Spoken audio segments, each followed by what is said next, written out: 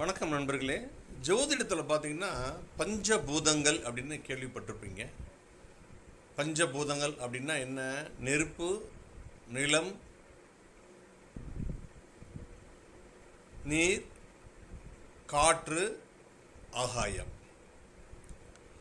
இந்த நெருப்பு தத்துவம் உள்ள ஒரு ஆலயம் எங்கே இருக்குது அப்படின்னா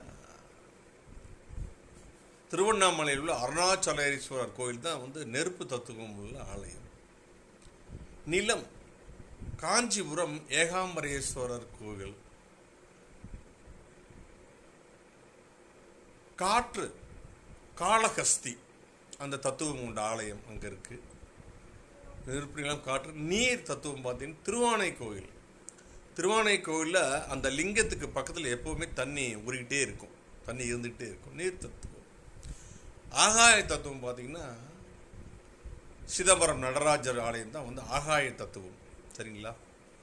உங்களுடைய ஜோதிடத்தில் உங்களுக்கு ஏதாவது பிளானட்ஸ், எந்த பாக்ஸில் இருக்க பிளானட்ஸ் வீக்காக இருக்குன்னு பாருங்கள்.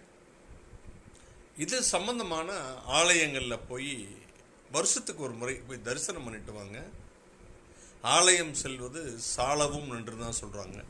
எல்லா மதங்களுமே அதைத்தான் சொல்கிறது. சரிங்களா?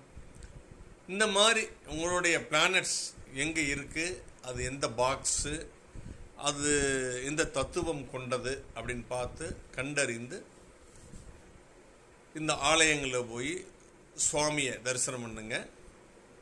முடிஞ்ச அளவுக்கு ஒரு நாளைக்கு முன்னதாகவே போய் அந்த மாலை நேர தரிசனம், அதிகாலை தரிசனம் செஞ்சுட்டு வந்தீங்க அப்படின்னா உங்களுக்கு ரொம்ப அது நன்மையை கொடுக்கும். சரிங்களா? இங்கிறது நம்ம செலவு பண்ணி போகிறோம்.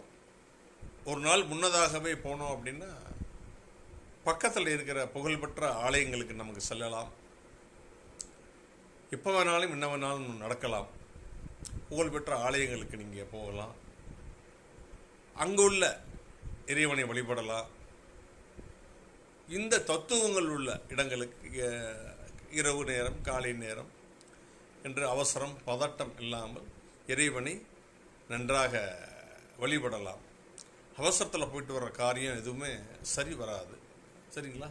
இறைவனுக்கென்று ஒரு நேரத்தை ஒதுக்குங்கள். சரிங்களா? அந்த நேரத்தில் இறைவனை வழிபாடு செய்யுங்கள்.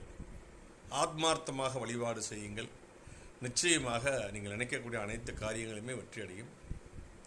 மீண்டும் ஒரு நல்ல பதிவில் சந்திக்கிறேன். சப்ஸ்கிரைப் பண்ணுங்கள், ஷேர் பண்ணுங்கள், பக்கத்தில் பெல் பட்டனை ப்ரெஸ் பண்ணுங்கள். என்னுடைய அடுத்தடுத்த பதிவுகள் உங்களுக்கு சேரும்.